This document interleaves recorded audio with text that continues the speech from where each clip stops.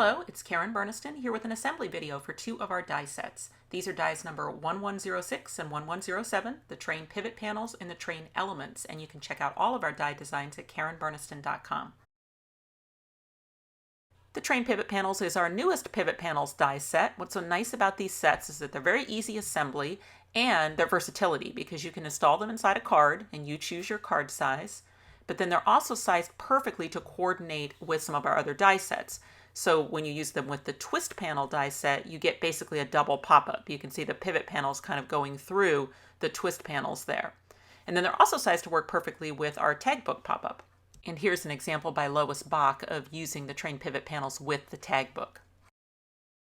So I will show both the card assembly, making this card today, a happy birthday with the train pivot panels and the train elements in a card. And then I'll also show the train pivot panels used with the twist panel. Okay, but first up is going to just be a typical card assembly. Now there are 10 dies in the set. I'm going to start with my pivot panels themselves. That's the biggest piece. And I'm using a piece of double-sided pattern paper just so it's a little bit thicker. So that's a good idea if you're doing a structural element to either use cardstock or a thicker pattern paper. Now you can use any die cutting machine that can accommodate a wafer-thin die. Today I am using a Spellbinders Platinum 6. Okay, if you have done any of the other pivot panels, this is going to seem very familiar to you. Your first fold is just right up the middle, and I do like to work that fold in both directions. Next, I'm going to fold the tabs at the end of the train. So I'm going to follow along here. When I get to the rounded corner, right below that, I'll see a tab. Fold that to the back on both sides. And then also right between the last two train cars. And what that'll do is that'll just make a nice straight line along there. And then out on the end of the train, there's also a tab that folds to the back, and then bring everything back out to flat again. At the front end of the train, there is the two tabs, so I fold those to the back like usual, but in this case, there is no fold through the engine of the train. That just stays straight.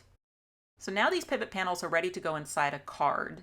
You choose your card size, but for the train pivot panels, you need a width that's at least 5.5 inches. So an A2 card like this, where you start with 11 inches by 4.25 and then score it in the center for folding. And then to that, I added two 4x4 paper squares. Okay, so now I can add my pivot panels inside the card. And to do that, I want to make sure that the center fold of the pivot panels is right in the center fold of the card. And then what I want to do is make sure that that doesn't move as I attach the tabs to the card. So I'm going to suggest glue for this. I'm using my LINECO neutral pH adhesive in my fine tip bottle. We do sell both of those items on our website. You could use like a mini glue dot if you had to, but definitely something where you can get onto those small tabs. The adhesive goes on top of the tabs so that the top of them is sticky, and then just making sure that you hold everything in place so that it doesn't shift. You want to kick those tabs under and then press them to the card. Once those tabs are on, then I can move to the other side. Again, putting the adhesive on top of the tabs so the top of the tabs is sticky. Then I want to just make sure nothing moves, everything stays nice and flat while I kick those under and attach them to the card. Okay, starting to fold my card, I should see some mountains coming up at the top and the bottom. And also check and make sure that you didn't accidentally tack down the engine with one of the tabs on the front of the train. That's pretty easy to do, so just make sure that's released. And then if you carefully close the card, you should actually get the pop-up working. So above and below the train, it'll be a mountain, and then in the middle, it'll be a valley. And then the last tab to attach is on the very back end of the train. Make sure everything stays flat while you do it. Again, just adhesive on the top and kick it under. And then from there, the pivot panels will be working. The die set includes all of the pieces to make a decorated train to fit those pivot panels. And I found a little scrap of black mirror card in my scraps and then put some score tape on the back so that everything I cut out of that would be a sticker. And then I grabbed the 5 dies that are used to highlight the train, and then I'm taking advantage of the stencil feature that's on all the wheels to be able to add some white highlighting to all of the wheels. There is an engine die and 2 identical train car dies. You'll have to cut the train cars twice so that you get 4 cars. And all of those also have optional stencil features. With the engine die, I'm just going to brush some slightly darker ink through the opening. and then take a white gel pen and fill in all the centers of the wheels and then trace around the opening. And then the rest of the decorating of the train, I'll use those pieces that I've die cut. So there's the top of the cab, that's its own little die. And then there's a die that will cut the 3 wheels that fit the engine. So those got the bigger one and then the 2 smallers. If I've done sticker paper, I like to pull out the centers first and discard them. And that way, as I lift up the sticky wheels, I don't have to worry about those centers kind of flopping over backwards into the adhesive. If you've ever had that happen, it's like so annoying. And then I'll finish it out with that little triangle piece that fits the front of the train perfectly. Okay, so here's my finished decorated little train engine. And then I'm going to do similar styling on the train cars themselves. So I'll start with a brush and some ink through the stencil, also a white gel pen in the center of the wheels, and trace around the square openings with that gel pen. And then finish it out with the die cut pieces. So that includes a piece for across the top and then the wheels. And those decorator dies actually cut all 8 wheels and all 4 of the top pieces at one time. Our animal dies fit in the train as an option, and I decided to style this one using our new zebra die. So that's from the horse, unicorn, and zebra, and I've assembled them mirror image from each other. And the engine of the train has an opening for the window so that you can do things like this where you can have things peeking through. But there is also a square in the set that will fit that opening perfectly for when you're not planning on having a driver. It's a good idea to add your cargo or passengers to the train cars before you put them on the pop-up. That way you have the opportunity to easily trim them to fit. And since my zebra is pretty tall, I'll choose the number 3 car for it. And that way there's no part of the zebra that's going to be obscured. In the number 1 or the number 2 car, you can see it'll be back behind the pop-up a little bit. So number 3 or number 4 is a good spot for a taller animal. I'll add strips of the same pattern paper out on the ends of the card. There is a train conductor's hat and bandana in Tiny Accessories 3. So I've cut the hat out of gray. I'm just adding in the white stripes with a gel pen, and then I'll add that to my zebra. Now let's look at the assembly of die number 1107, the train elements, which is really just a perfect complement to the train pivot panels. There are 5 dies in the set, easy to cut them all at the same time. I like to put double-sided adhesive on some white and some black for parts of the railroad crossing sign. And on the railroad crossing sign itself, it does have the words that will cut right down into the piece, and it does look great if you just cut it. But another thing you can do if you really want those words to show up is to brush a little bit of a dark ink across the die before you die cut. Now you have to be willing to just embrace a little bit of grunginess to that look, but this is an outdoor sign, so that just kind of adds to the weathering of it. And since that is on double-sided adhesive cardstock, then I can just pick it up like a sticker and add it to my sign backer. And I apologize, I didn't know how low I was when I was filming this, so it's barely on camera, but then I'm going to add the little surrounds to the light, so there's a spot on the piece that will fit those just perfectly. My favorite thing to use for lights is actually red rhinestones. The train tracks look great if you just cut them all completely out of black or a dark color, but another thing you can do is cut them out of a little bit of a lighter brown and then just go in and fill in all of the area between the tracks with a darker color, and then maybe add the actual nails with a Sharpie, and then you'll get something like this.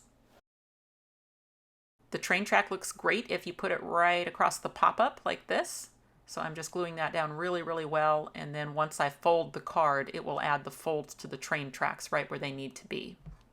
That train track measures 5.5 inches long, so it's perfect for an A2 card because you just need 2 of them to go across the entire card. So I'll use half of my second one on this side and then put the other half on the other side. Okay, so let me just show this finished card then. I added the all aboard greeting that comes in the train elements. I cut it out of 2 colors and staggered them. Then I've got my railroad crossing sign up behind a crosshatch oval. That's the place where I can sign the card. And what's nice about the all aboard is that it really doesn't set the theme at all. You could still make this any theme card. But for my card, I decided I would make it a birthday card. So I've added our large happy birthday on top of another one of those crosshatch ovals, and then another train track and some cars. So my finished card will mail easily in an A2 envelope and won't cost any extra postage. Okay, now let me talk about the assembly of the train pivot panels when you want to combine it with the twist panel pop-up die set. Die cutting and folding the train pivot panels is going to be identical as if you were making a card. Fold the center in both directions, go to the rear of the train and find the 2 tabs plus right between the 2 last cars and the final tab out on the end. On the front of the train, it's just the 2 tabs around the engine. Okay, and now I need to switch die sets and go to the twist panel pop-up die set, and normally I would cut 2 sets of panels, but for this assembly I just need 1, because I'm going to cut this piece apart and create individual panels. Just like when I was making a card, I'm going to add glue to the top of the tabs that are at the back of the train. But instead of kicking them under, I'm going to just leave those where they are and then slide the panel in and onto that glue. So you see it's going under the rear of the train and then right into the glue. And I will need to fold later between those 2 panels, so I just want to quick check and make sure that it all looks like it lines up perfectly and there's a fold there. Okay, switching to the front of the train, the adhesive once again goes on the 2 tabs. Then I just need to lift up the front of the engine so that I can slide in that panel and into that glue. Now before I would attach the final tab to the end of my train, I may want to do a little decorating to those panels first. So using the decorator pieces that come with the twist panel die set, I'll still be able to slide those in and decorate them before I add my final tab. Then when I'm ready to train it, I just make sure that there's a mountain above and below the train and then a valley through the middle of the train. And then I think the easiest way to add that final tab is actually to fold in that train car and final tab, then just add the adhesive to the top of the tab and fold the final panel right over on top of it and into that adhesive. Then since there is no tab on the right side of the train pivot panels, this one's actually just ready to go inside of a twist panel card. If you're unfamiliar with the twist panel, you'll want to watch its assembly video to get to a point where you have arms installed inside the card and it's ready for panels. So adding the panels to the arms is just usual twist panel assembly. The adhesive goes out on the ends of the arm on the square corner side, starting at the notch. You line up the center of the panel with the end of the arms and then repeat for the other side. So just usual twist panel assembly. Then for training those panels to close for the first time, I like to go slowly and kind of give the panels a little help. So a little extra twist there to get it started that first time. And then I just decorate it. So you can really see here the difference in how you choose your decorator pieces as to how the card ends up looking. So this one with all sorts of pinks and hearts and pretty unicorns and sparkly colors has a completely different feel, even though it is the same die set. And let's take a quick look at some additional inspiration by our very talented design team. You saw this one at the top of the video, Lois Bach with a Christmas-themed train, and she added it to the tag book. Summerhill's painter also added the train pivot panels to the tag book, this time making a baby version. This card by Frances Byrne has a great masculine feel, and I like how she added the clouds above the train. Now this is my kind of train, a wine train, and I like Karen Aiken's choice of Chugga Chugga on the front. Here's a cute birthday train by Lois Bach, and I like how she has our ostrich driving the train. Kelly Booth with a spectacular twist panel train card where she also incorporated some of her stamps. Another great birthday train, this time by Fran Sabad, and she has the little dog in the train. And finishing up with this great card by Sandy Diller, where she created flatbed cars and added the baby blocks to them. The train pivot panels and train elements dies, as well as everything else that you've seen in the video today, will be available on our website, as well as a lot of your favorite online and local retailers starting mid-July 2019. Thanks for watching. If you click on the website link, you'll go to KarenBurniston.com, where you can find out information about purchasing these dies, as well as links to all my other social media accounts. You can subscribe to this YouTube channel and check out some of my other videos. Thanks so much for watching, and I'll see you next time.